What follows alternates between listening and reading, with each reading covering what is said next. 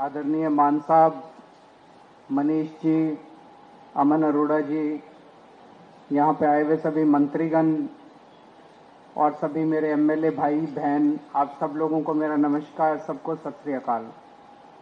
सबसे पहले दिल्ली में आप लोगों का स्वागत है और मैं जानता हूं आप सब लोग लंच का इंतजार कर रहे हैं। मैं ज्यादा नहीं बोलूंगा, बस 2-3 मिनट में अपनी बात खत्म करूंगा। हमारी सरकार को बने लगभग 4 साल हो गए, 10 महीने बचे हैं चुनाव के।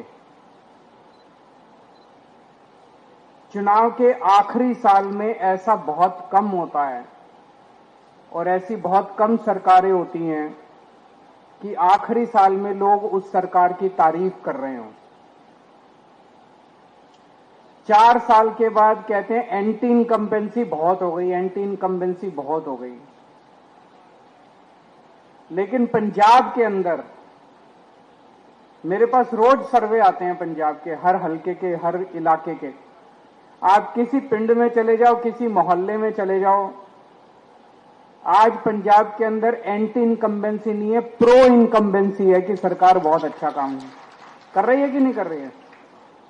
लोग खुल के तारीफ कर रहे हैं, दिल से तारीफ कर रहे हैं पंजाब सरकार की।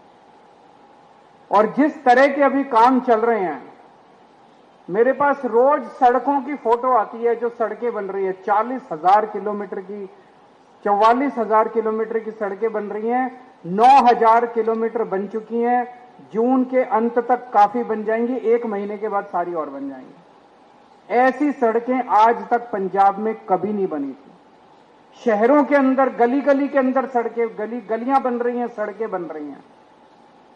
अभी परसों, शायद कल या परसों, आपने 250 मैदान खेल के, कल 250 खेल के मैदान, इतने शानदार मैदान गांव गांव के अंदर, पिंडों के अंदर। पंजाब ने देश के सबसे अच्छे खिलाड़ी पैदा किए और वो खिलाड़ी तब निकले जब सरकारें उनकी कोई मदद नहीं करती थी। अब हर पिंड के अंदर इतने शानदार खेल के मैदान बन रहे हैं। 3,000 गांव में ऐसे शानदार मैदान बनेंगे और 6,000 गांव के अंदर नॉर्मल मैदान बनेंगे। हर गांव के अंदर खेलने के लिए बच्चों को मैदान मिलेगा। सारे जो तालाब थे, गंदे तालाब थे, उनकी सफाई करा दी गई। हर खेत के अंदर सिंचाई का पानी भेजा जा रहा है। किसानों को दोपहर के अंदर बिजली मिलनी चालू हो गई अपनी खेती की, जब रात को 3-3 बजे उठ के उनको अपनी सिंचाई करनी पड़ती थी। बिजली मुफ्त हो गई। 10 लाख रुपए का इंश्योरेंस हो गया। 1,000 रुपए महिलाओं के अकाउंट में जाने शुरू हो जाएंगे अभी थोड़े दिन के बाद। इतने सारे काम मेरे को तो याद भी नहीं, इतने काम आज तक। पिछली सरकारें जब भी उनसे बात करो वो कहती थी खजाना खाली है, खजाना खाली है, पैसे नहीं है। हमने कभी नहीं कहा खजाना खाली है, क्योंकि ईमानदार सरकार है, ईमानदारी से काम कर रहे हैं। पूरे देश के अंदर आज एक बड़ा संकट छाया हुआ है। भारतीय जनता पार्टी ने जिस तरह से जनतंत्र को हाईजैक कर लिया है, हत्या कर दी है जनतंत्र की। कहीं पूरे देश में कोई पार्टी जीत के आ जाए, इनको कोई फर्क नहीं पड़ता। उसके बाद ईडी से, सीबीआई से, पैसे से एमएलए तोड़ लेते हैं, पार्टियां तोड़ लेते हैं, सरकारें गिरा देते हैं, जेल भेज देते हैं, हर किस्म की वोट काट देते हैं, वोट ऐड करा देते हैं। कल बंगाल का जो चुनाव, वो चुनाव थोड़ी था।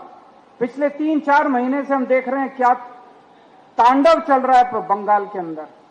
उसी तरह से उन्होंने बिहार के अंदर किया, उसी तरह से उन्होंने महाराष्ट्र के अंदर किया, उसी तरह से मेरी अपनी विधानसभा, दिल्ली विधानसभा जहां पे हम बैठे हैं अभी, जब मैं जेल गया उसके पहले इस विधानसभा में 1,48,000 वोट थे।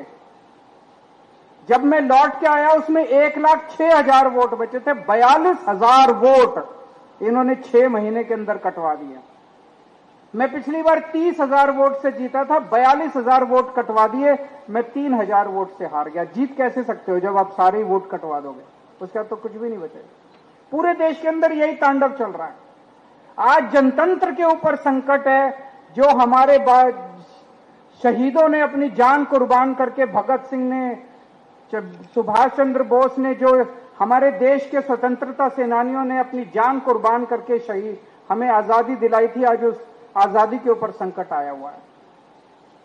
लेकिन 2014 याद करो, 2014 में मोदी जी की आंधी आई थी।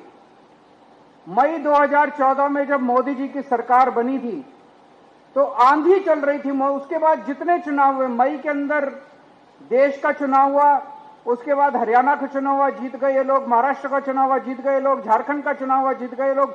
जहां चुनाव हुए ये लोग जीतते चले गए, जीतते चले गए, जीतते चले गए। फिर फरवरी 2015 आया, दिल्ली का चुनाव हुआ और दिल्ली के चुनाव में 70 में से 3 सीट आई भारतीय जनता पार्टी की।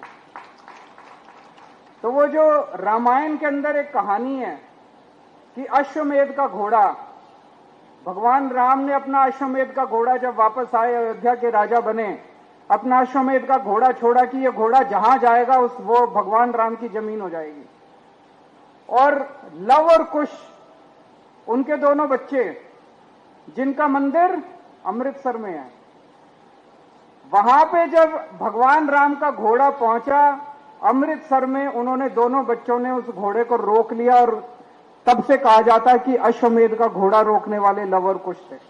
इसी तरह से दिल्ली वाले थे जिन्होंने अश्वमेध का घोड़ा रोका था। मोदी जी का घोड़ा चलता जा रहा था, चलता जा रहा था, चलता जा रहा था। दिल्ली वालों ने अश्वमेध का घोड़ा रोका था, आम आदमी पार्टी ने अश्वमेध का घोड़ा रोका था। आज मैं बड़ी जिम्मेदारी के साथ कह रहा हूं, अभी भी आंधी हो गई है। ये लोग सारे चुनाव, असम जीत गए, बंगाल जीत गए, बिहार जीत गए, महाराष्ट्र जीत गए, दिल्ली जीत गए, जहां देखो ये जीतते जा रहे हैं। अगली साल फरवरी के अंदर जब पंजाब के चुनाव होंगे, इस बार अश्वमेध का घोड़ा नहीं रुकेगा। पंजाब के चुनाव के बाद मोदी सरकार गिरेगी, देश के अंदर मोदी सरकार का अंत पंजाबी करेंगे, मोदी सरकार का अंत पंजाब के लोग मोदी सरकार का अंत करेंगे। पंजाब का चुनाव मोदी जी का आखिरी चुनाव होगा, देख लेना। मेरा दिल कहता है, कैसे होगा मेरे को अभी नहीं पता। पंजाब तो आप जीतोगे, पंजाब तो पंजाब के लोग जीतेंगे, लेकिन मेहनत करनी पड़ेगी, घर घर जाना पड़ेगा। जो अभी मान साहब ने कहा, उनको बताना पड़ेगा कि भारतीय जनता पार्टी पंजाब और पंजाबियों से नफरत करती है। एक काम नहीं किया, इनके पास तो इतनी पावर है, सेंट्रल गवर्नमेंट इनके पास है। आरडीएफ में हमें डबल पैसा दे देते पंजाब सरकार को, और 10 तरह से पैसा देते थे, भाई लो पंजाबियों ये भी ले लो, ये भी ले लो। जो हक बनता था पंजाबियों का वो भी छीनते जा रहे हैं। कह रहे हैं अगर इनकी सरकार आई तो पंजाब का पानी सारा हरियाणा को दे देंगे, इनकी सरकार आई भाखड़ा डैम ये हरियाणा को दे देंगे, इनकी सरकार आई चंडीगढ़ उठा के ये हरियाणा को दे देंगे, इनकी सरकार आई ये पंजाब यूनिवर्सिटी हरियाणा को दे देंगे, इनकी सरकार ये तीनों काले कृषि कानून पंजाब के अंदर लागू कर देंगे। ये हमें बताना पड़ेगा कि अगर पंजाब के अंदर बीजेपी की सरकार आ गई तो ये तहस नहस कर देंगे, पंजाब को रौंद डालेंगे। लेकिन इनकी औकात नहीं है। आज तक पंजाब के किसी ने भी अगर भारत के ऊपर आक्रमण किया, वो पश्चिम से आया और पंजाब ने उसको रोका, पंजाब ने अपना खून बहा के उनको रोका, बाहर से आने वालों को। लेकिन इस बार अंदर से एक दुश्मन पैदा हुआ है, इसको भी पंजाब के लोग रोकेंगे। अपने तन मन धन से इसको रोकना है, देश को अपना जनतंत्र वापस दिलाना है, बाबा साहब अंबेडकर के संविधान को वापस लागू कराना है। ये हम सब लोगों की जिम्मेदारी है, पंजाब की जिम्मेदारी है, पंजाबियों की जिम्मेदारी है। उसी के लिए आज आप सब लोग यहां पे आए हैं। ये 7 लोग जो चले गए, ये चोरी करके गए हैं, बीजेपी ने चोरी करी है। ये 6 सीट किसी के पिताजी की नहीं थी, ये 6 सीट पंजाबियों की थी, ये 6 सीट पंजाब के लोगों की थी। पंजाब के लोगों की 6 राज्यसभा की सीट थी। अभी जैसे मान साहब ने कहा 2 एमएलए और 6 सीट, ऐसा हो ही नहीं सकता। तो पंजाब के लोगों की 6 राज्यसभा की सीट के ऊपर डाका डाला है बीजेपी ने, उसका बदला अब अगली साल फरवरी के महीने में लेंगे। बहुत बहुत शुक्रिया।